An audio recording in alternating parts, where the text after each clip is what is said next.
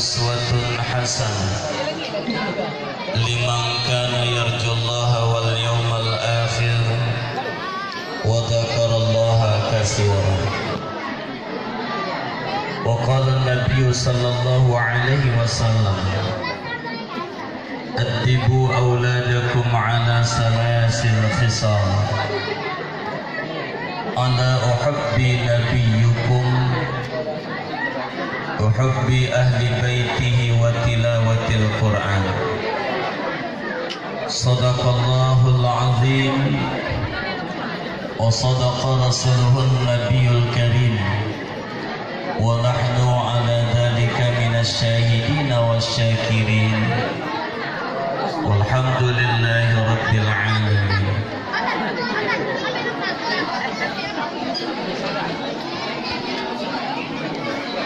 Dalam keadaan iman, menjalankan hidup dalam keadaan iman, kemudian tatkala nanti kita mati pun mati dalam keadaan iman, dan di saat kita nanti dibangkitkan oleh Allah Subhanahu wa ta'ala, kita dibangkitkan dari golongan orang-orang yang beriman. Amin ya Rabbal. Di Maulid Nabi sallallahu alaihi wasallam, sosok manusia pilihan yang sepanjang perjalanan kehidupan beliau penuh dengan kebarokahan. Dari semenjak membuka mata hingga menutup mata, maka Nabi adalah merupakan manusia yang Allah hadirkan ke permukaan bumi dalam rangka agar kelak kita jadikan sebagai tauladan dalam hidup dan kehidupan kita. Semoga kiranya dengan semangat kita ittiba' kepada Nabi sekaligus istiqomah kita berada di jalannya, kiranya Allah perkenankan kepada kita semua memperoleh syafaatnya di yaumil akhir kelak. Amin ya Rabbal. Saya mau tanya sama ibu-ibu dan bapak-bapak, cinta sama Rasul atau tidak? Cinta sama Nabi atau tidak? Atau anak-anak gadis nih, cinta sama Rasul atau tidak? Rindu atau tidak? Siapa yang rindu kepada Nabi tunjuk tangan. Sikit yang tunjuk tangan ya. Siapa yang rindu sama Nabi tunjuk tangan. Masya Allah. Anak-anak yang banyak rindu, mak-mak yang tak rindu. Khusus untuk mak-mak, siapa yang cinta kepada Rasul tunjuk tangan. Saya doakan kiranya mak-mak nanti dipertemukan oleh Allah Subhanahu wa ta'ala dengan Rasulullah sallallahu alaihi wasallam. Amin. Kenapa hari ini kita bicara tentang cinta? Sebab saya diberikan tema di player yang dibuat oleh adik-adik kita nih, cinta yang sebenarnya. Jadi saya anggap itu jadi tema yang akan kita cakapkan pada malam ini. Izin saya kalau cakap kita ini mengampung saja ya. Cakap kita totok senotok saja nih. Cinta yang sebenarnya. Ini satu tema pilihan yang sangat luar biasa yang diambil oleh anak-anak muda kita.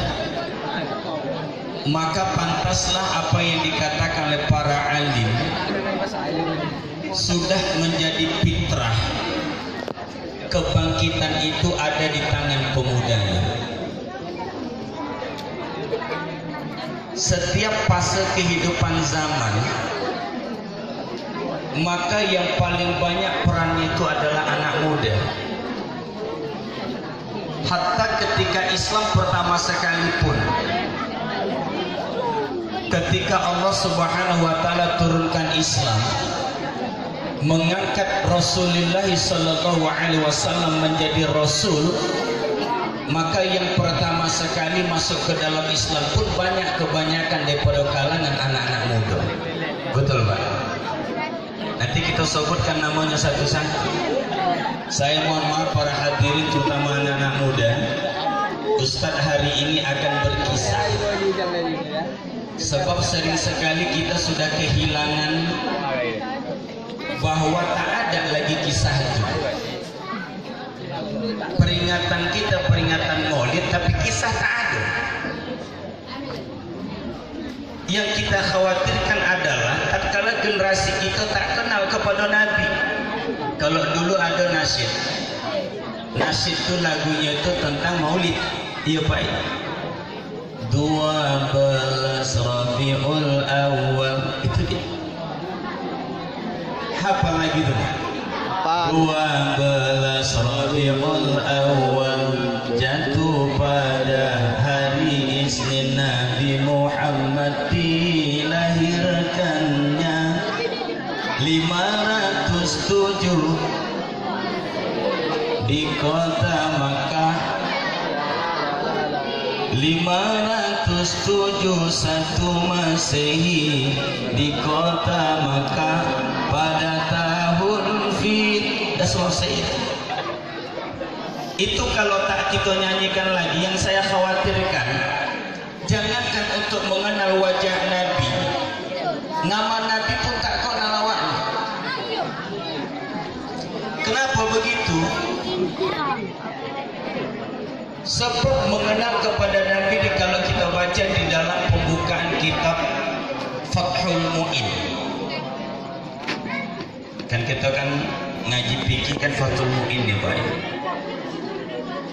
Kitab Fathul Mu'in Bisyarhil Qurratul Ain, di dalam bab Syurutus Shalah ada dua kewajiban orang tua yang disebutkan di situ. Ini yang paling banyak hadir emak-emak sama ayah orang tua. Apa kewajiban itu? Yang pertama, ketika anakmu usia 7 tahun, perintahkan dia sholat. Tatkala anak itu memasuki usia 10 tahun, maka pukul dia. Jadi pukul di situ maknanya adalah untuk mengajarkan anak adab. Inilah sebetulnya kelemahan kita sekarang. Artinya kalau kita bicara tentang sejarah, maka sesungguhnya sejarah itu berulang, Bu. Kenapa kita katakan demikian? Nabi diutus ke permukaan bumi sesuai dengan apa yang dikatakan oleh Nabi. Wa ma bu'istu li utammima makarimal akhlak. Dan taklah aku diutus ke permukaan bumi ini, kata Nabi, kecuali untuk menyempurnakan akhlak. Kewajibannya, kewajiban amar ma'ruf nahi mungkar.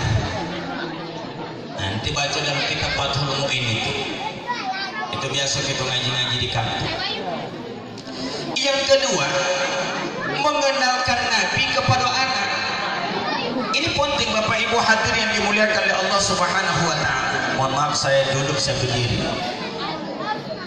Mengenalkan Nabi kepada anak-anak itu menjadi dua hal penting ketika kita baca di dalam kitab Fathul Mu'in.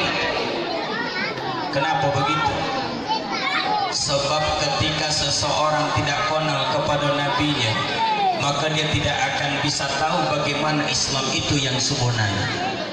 Makanya di dalam periwayatan menyatakan bahwa bagi orang yang beriman, keberadaan Rasul itu lebih dan teramat penting dibanding dari segala-galanya. Keberadaan Rasul itu lebih penting dari segala-galanya. Lebih penting seumpama ruh dengan jasad, lebih penting umpamanya badan dengan bumi ini, lebih penting daripada badan dengan nyawa kita. Maka keberadaan Nabi itu lebih penting dibanding daripada segalanya. Itulah yang mesti ditunjukkan oleh orang-orang yang beriman. Makanya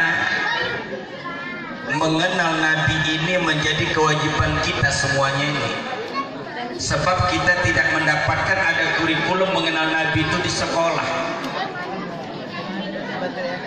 Kalau sudah tak kita kenalkan Nabi kepada anak-anak kita, maka tidak akan lahir rasa cinta. Kalau dia tidak cinta kepada nabinya, maka dia tak akan kagum kepada nabinya. Kalau dia tak kagum kepada nabinya, maka sikap yang dia lahirkan adalah paling tidak meninggalkan Nabi atau barangkali menjadi musuh bagi Nabi itu. Jadi bahaya. Ya anak muda bahaya kali kalau kita tak kenal kepada Nabi kita. Ini Ustaz nak tanya sama anak muda, udah kenal sama Nabi itu belum? Udah kenal atau belum? Udah ya? Udah. Fisiknya udah tahu? Oh fisiknya belum? Ustaz rekomendasikan kitab Sama'il Muhammadiyah. Boleh itu baca. Di situ bicara tentang fisik dan akhlak Nabi lengkap. Bahkan di hadis 413 dinyatakan di situ karya Imam At-Tirmizi, mimpi bertemu dengan Nabi itu adalah mimpi yang benar, sebab setan tak bisa menyerupai wajah Nabi. Pernah di sini ada pernah mimpi sama Nabi? Macam mana anak mimpi sama Nabi kalau kita pun tak kenal wajah Nabi? Ada anak muda datang, Ustaz, aku tadi malam mimpi agak-agaknya Nabi yang datang di mimpi ku tuh, Ustaz. Macam mana kau tengok? Wah Ustaz, aku tengok, wah putih wajahnya, Ustaz. Tapi rambutnya Ustaz macam rambut kekinian. Macam mana pula itu? Sekolahnya itu botak, sekolah botak, kemudian pendek pula di atasnya, ada pula jalan somutnya. Itu dapat dipastikan bukan Nabi yang datang di mimpimu, tapi Ronaldo. Tapi gantengnya Ustaz, iya. Bayangkan kalau seandainya ibu lah dikaruniakan Allah untuk mimpi kepada Nabi, Anda atau tidak? Oh semangat anak-anak gitu nih, sekali. Anda tidak ibu bermimpi sama Nabi? Anak-anak gadis tidak jumpa sama Nabi atau tidak? Siapa laki-laki yang paling kalian kagumi di muka bumi ini nak? Ada laki-laki yang paling ganteng, paling tampan yang pernah kalian tengok, baik di Facebook, baik di IG, baik di WA? Ada. Semua laki-laki itu tak ada apa-apanya dibandingkan dengan wajah Nabi. 50% ketampanan manusia yang ada di muka bumi itu ada pada Nabi. 25% kepada Nabi Yusuf alaihissalatu wassalam. 25% telah diajar sama kita Pak, sama Ustaz, sama adik saya ini ketua panitia, sama protokol yang sangat luar biasa itu tadi. Maka kita ini sedikit nampak agak sedikit ganteng. Tengok sepojak ganteng, tengok lama-lama udah lain. Karena kita yang 25% itu dibagi-bagi lebih daripada 2 miliar penduduk bumi ini. Bayangkan 50% itu untuk Nabi kita Pak. Masya Allah. Maka kata Ja'far, nazartu ila Rasulillah, ketika ku nengok wajah Nabi itu dan ku tengok rembulan itu, redup cahaya rembulan itu dibandingkan dengan cahaya Nabi. Allahumma salli ala sayyidina sallallahu ala Muhammad sallallahu alaihi wasallam sallallahu ala Muhammad sallallahu alaihi wasallam. Sekali lagi, sallallahu